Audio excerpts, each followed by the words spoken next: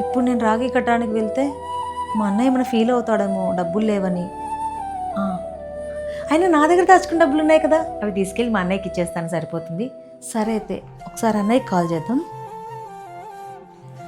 Hello అన్నయ్య. చెల్లి చెప్పురా. రాఖీ కట్టడానికి వస్తున్నాను, నీకు ఇంట్లోనే ఉన్నావు కదా. అయినా ఇప్పుడు ఎందుకు లేరా రాఖీ, నేను అర్జెంట్ పని మీద బయటికి వెళ్తున్నాను. అన్నయ్య నువ్వెందుకు అలా అంటున్నావు నాకు తెలుసు అన్నయ్య. అయినా నేను నీ చెల్లినన్నయ్య, నీ పరిస్థితి ఏంటో నాకు తెలీదా చెప్పు.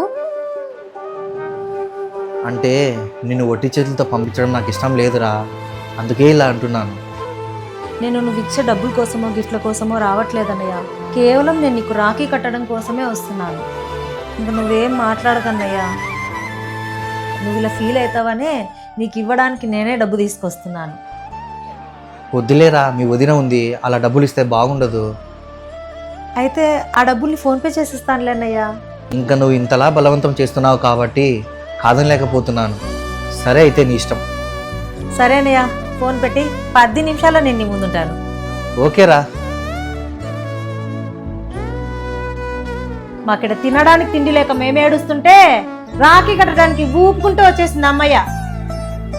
నేను మీరు ఇచ్చే డబ్బు కోసమో గిఫ్ట్ల కోసమో ఆశపడి రాలేదు వదినా, అన్న మీద నాకున్న ప్రేమను చాటి చెప్పుకోవడానికి మాత్రమే వచ్చాను. సర్లే, ఇలాంటివన్నీ మస్తు చూసినాం కానీ అయినా రాఖీ కడితేనే ప్రేమ ఉన్నట్టా లేకపోతే లేనట్టా? ప్రేమ అనేది గుండెల్లో దాచుకోవాలి, ఇలా రాఖీలు కట్టి కాదు చూపించుకోవాల్సింది. అదేంటి వదినా అంత కఠినంగా మాట్లాడుతున్నావు? ఒక్క నిమిషం అన్నయ్యని పిల్లవండి వదినా, రాఖీ కట్టేసి వెళ్ళిపోతాను. అంటే ఇన్ని మాటలు అంటుంటే కూడా నీకు ఇంకా సిగ్గు రాలేదా? రాఖీ కడతానని మొండికేసి కూర్చున్నావు. ప్లీజ్ వదినా అలా మాట్లాడకండి వదినా. అయినా సంవత్సరం అంతా రాఖీ పండుగ ఎప్పుడు వస్తుందా అని గూటుకాడు గుంతరకలా ఎదురు చూస్తా కూర్చునింటావు మీ అన్నకు గుండు కొట్టడానికి. ఇంక ఇప్పుడు ఎట్లా పోతావులే కానీ రాఖీ కట్టకుండా, నా పిచ్చిగాను. వదినా అన్నయ్య, మీ అన్నయ్య స్నానానికి వెళ్ళాడు, వస్తాడులే. సరే వదినా.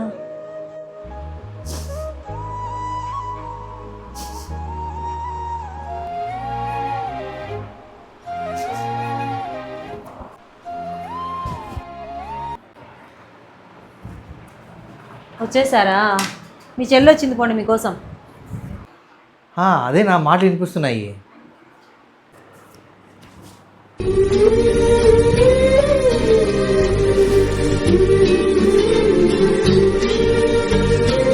చెల్లి ఏమైందిరా, ఎందుకంత డల్లుకున్నావు? ఏం లేదన్నయ్యా, ఒక నిమిషం నీ చేయి పట్టు, రాఖీ కట్టేసి వెళ్ళిపోతాను. లడ్డు ఇట్రా ఒక నిమిషం. వస్తున్నానండి. మా చెల్లిని ఏమన్నావు? తను ఎందుకు అంత డల్లుగా ఉంది? అది నేనేం అనలేదండి. నువ్వు ఏమన్నావో ప్రతి మాట నేను స్పష్టంగా విన్నాను.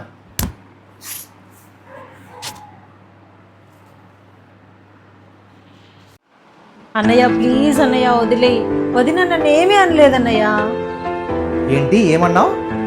నా చెల్లి నన్ను గుండు కొట్టడానికి వచ్చిందా? ఏం మాట్లాడుతున్నావో అర్థమవుతుందా నీకు? చూడు చూడు, ఈ ఫోన్ పేలోకి 5,000 ఎలా వచ్చాయి? మీ నాన్న వేశాడా, మీ తాత వేశాడా? అన్నయ్య ప్లీజ్ అన్నయ్య చెప్పకు. చెప్పనివ్వురా, ఇప్పుడు కూడా చెప్పకపోతే ఈ నిజం ఎప్పటికీ బయటికి రాదు. అయ్యో దేవుడా. రాఖీ కట్టడానికి ఇంటికి వచ్చిన ఆడపిల్లను ఒట్టి చేతులతో పంపిస్తే నీ ముందర ఈ అన్నయ్య విలువ ఎక్కడ తగ్గిపోతుందో అని తనే నా అకౌంట్కి 5,000 ట్రాన్స్ఫర్ చేసింది, తెలుసా? నువ్వు ఇలా ఫీల్ అవుతావనే నీకు ఇవ్వడానికి నేనే డబ్బు తీసుకొస్తున్నాను. ఆ డబ్బుల్ని ఫోన్పే చేసిస్తానులే అన్నయ్య. మాట్లాడు, ఇప్పుడు మాట్లాడు. ఏం మాట్లాడతావు? ఛీ, అసలు నీ ముఖం చూడాలంటే అసహ్యం వేస్తుంది నాకు. నన్ను క్షమించురా సోని, నిన్ను అపార్థం చేసుకుని చాలా మాట్లాడేశాను. పర్లేదు వదినా, ఈ రాఖీ అన్నయ్యకి ఇవ్వండి, నేను వెళ్తున్నాను.